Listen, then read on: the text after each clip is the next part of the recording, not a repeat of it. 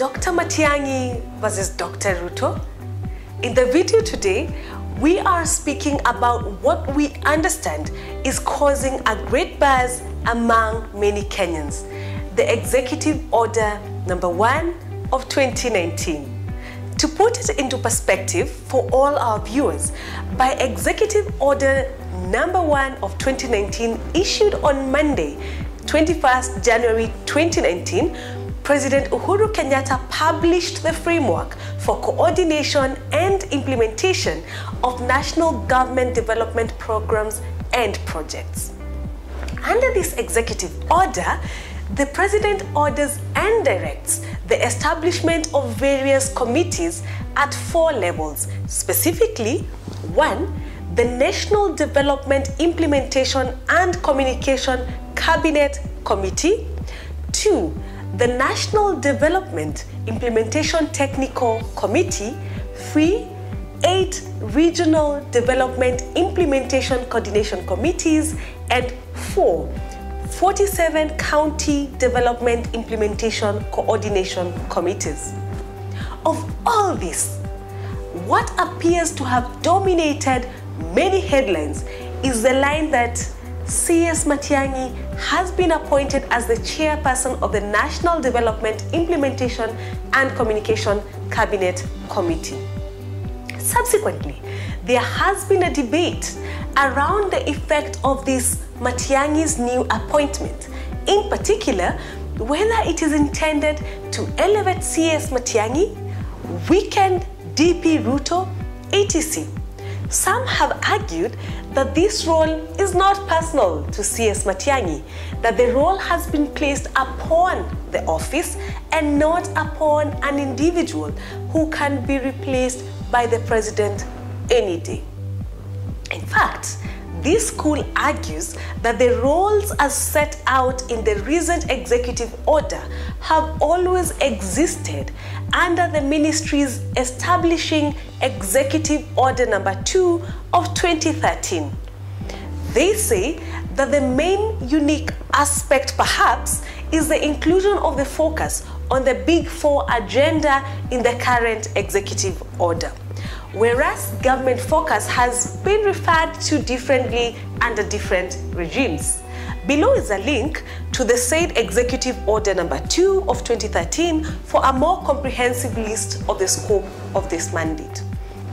This school therefore argues that the 2019 mandate has inherently been the role of the Cabinet Secretary for Interior and Coordination of National Government since establishment of this office, and that therefore what the 2019 executive order does is to merely establish an enabling factual framework with a reiteration of the Big Four agenda as President Uhuru Kenyatta's focus area.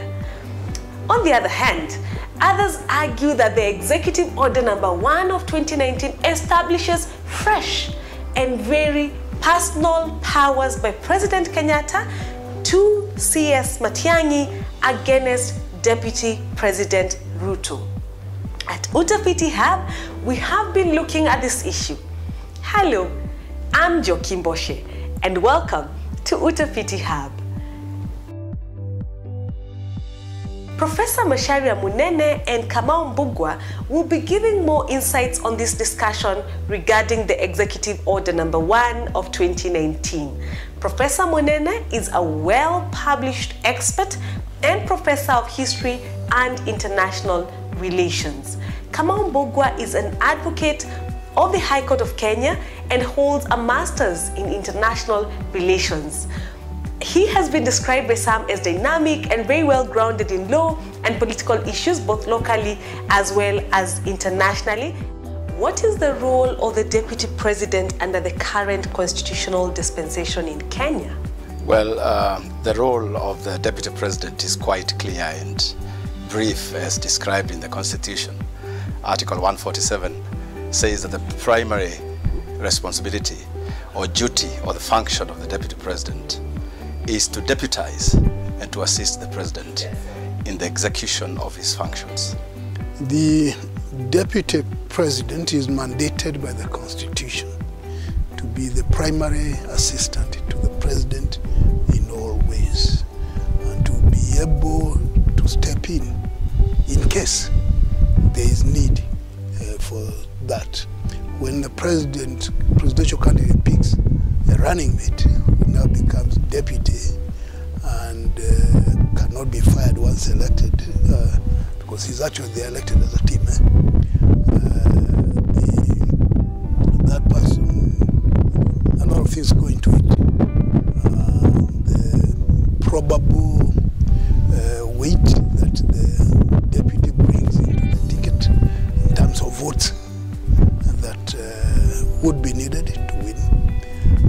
Probably the presidential candidate is so comfortable with his popularity and lead that he just wants somebody who is compatible with him, even if the person does not add much in terms of votes.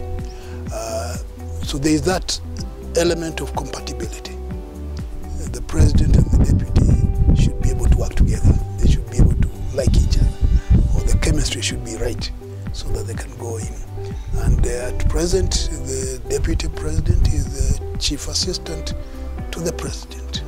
And what is the role of the Office of the Cabinet Secretary for Interior and Coordination of National Government?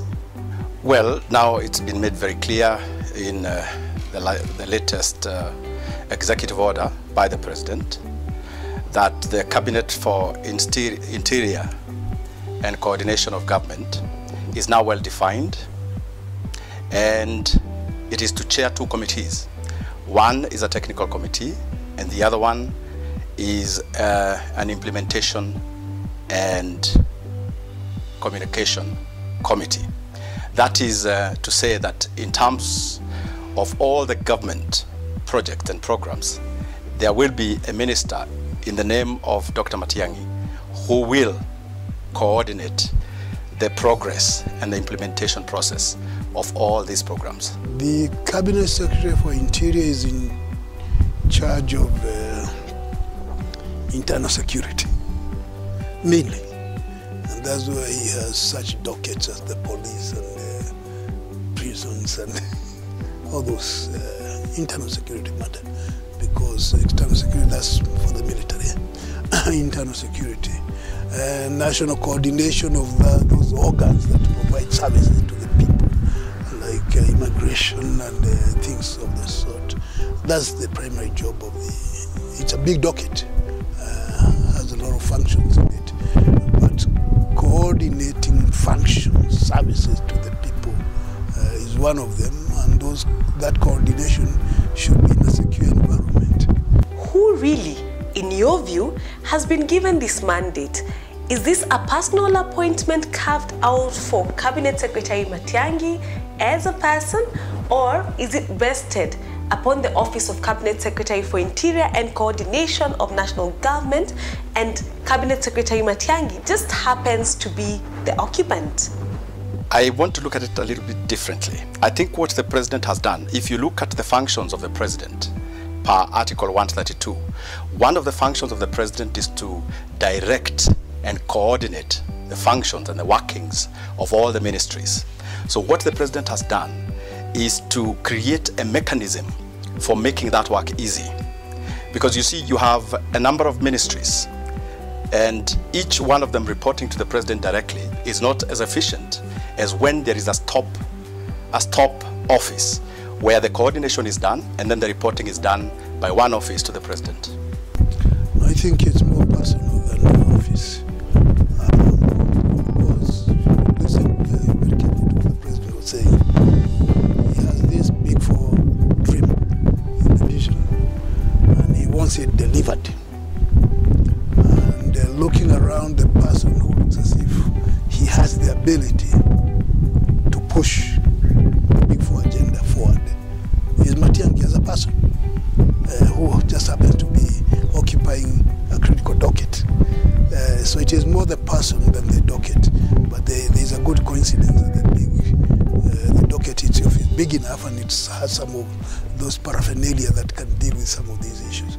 It's see, when the president said he wanted to have a vision, big four, that will be part of his legacy. And what is this big four? It's a commitment to deliver things to the public, to ensure that by the time he leaves, as many Kenyans as possible have some sort of jobs they can be proud of, or at least jobs. Is to ensure that at the end of it, as many Kenyans as possible can claim to be healthy, okay, good health. To ensure that at the end of it, you have good houses. So these dreams of big good things that Kenyans should feel proud that he was president the time he was. Now, when he announced the dream, it just sounded like a dream. And there appeared to be no systematic way of coordinating the different functions. And what the president did is to try and create that focus. And it so happens that the man he entrusted with it is the one cabinet officer, irrespective of where he has been. He has appeared to be delivering all the time. That appearance of ability to deliver is that what counted in appointing him to deal with this, making sure that the president's dream does not stay a dream. It becomes an actuality. And I think that's how it happened. And maybe if he had not been in the interior and the president still had to do this, he still would have called on him. Because he specified clearly, it's the big four. Perhaps at the role played by CS Matiang'i's predecessors in this same office, such as the late General Joseph Ole Nkaiseri, Joseph Ole Lenku, the late George Saitoti, the late John Mishuki. Does the latest Executive Order No. 1 of 2019 create a new mandate, or does it reiterate an already existing mandate? Oh no, without a doubt, the role of the minister now is expanded. When you look at the executive order, it clearly states that Dr. Matiang'i is not now just the Minister for Interior, Cabinet Secretary for Interior. He's also the one responsible for coordination of government functions. And as I have said, this is part of the core functions of the president, that he's the one who has the responsibility to direct and coordinate government functions. To coordinate cabinet responsibilities. What he has done is to appoint one of his cabinet secretaries to do that job for him and to report to him for efficiency, effectiveness, and better management of government affairs. It's more reinforcement of the existing one than a new mandate. The previous ministers or CSs for internal security dealt more with internal security matters, the police, such things, as opposed to actualizing a dream. Now, the Big Four is an attempt to actualize a dream. What the president is now saying he wants to be, is what? His legacy. And if you follow this thing properly, when he started talking about the Big Four was the legacy. And the Big Four was going nowhere because there was a man called Raila who was making it difficult. So they shook hands as part of ensuring that the Big Four continues. And as they shook hands, then it still came to the realization that shaking hands is good, dreaming about big four things is good. There is an animal called corruption, which is cutting across. So if you notice the latest discussions about Uhuru's legacy, it's the Big Four, the handshake, and corruption. The handshake deal is mentioning the name of cohesion. Corruption is just corruption. And corruption has the ability to undermine the other two. So that's why I think they are saying that there are three prongs to the legacy. The Big Four, cohesion, fighting corruption. Now, this Big Four is really not the province of one particular ministry. And if if you can see the things being mentioned, they involve almost everybody in the government. Food, Kionjuri's thing. So, but what was lacking was coordination in this thing. And what the president did is to bring these things together and say, Matiang'i, you've looked as if you're the one who knows how to deliver things. Now you deliver on the big four. That's all. Has the executive order handed CS Matiang'i what others are referring to as sweeping powers and perhaps stripped Deputy President's powers, as some have alleged? Is there a conflict between the Matiang'i rules and the constitutional rules of the DP? There's no contradiction. There's no problem. This was just a small thing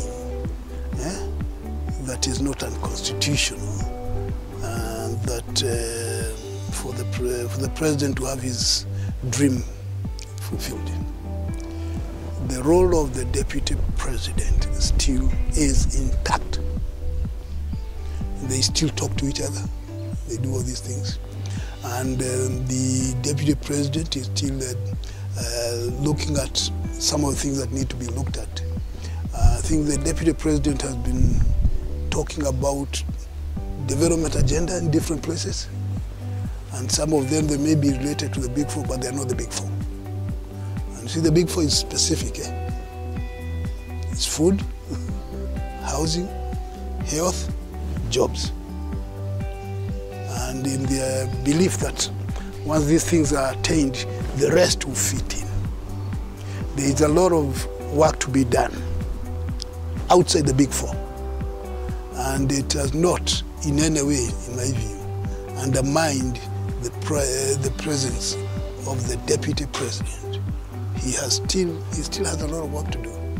In fact, I think I'm one of the people who raised this issue some time ago. There does not appear to be any coordinating office or focal point in terms of the big four. And all that time, the deputy president was still there. But there was a time when there was an assumption that the reason we had Rafael Tuju as a minister, a cabinet secretary, with no special docket, other than, so there was an assumption that Tuju would be looking after the big four. It was an assumption, and Tuju, well, he's been doing his job, looking at that, whichever document it is. But still, you have these people going different ways. Kionjuri with his food, and you have Sicily with health, and who has the housing? Macharia. And a lot of other people creating jobs. I think one of the jobs Macharia has is to create jobs by building a lot of roads and airports. Because roads and airports, those are jobs. And housing is still jobs. But all these things can be done in each minister country, but there did not seem to be a focus point or even a running philosophy.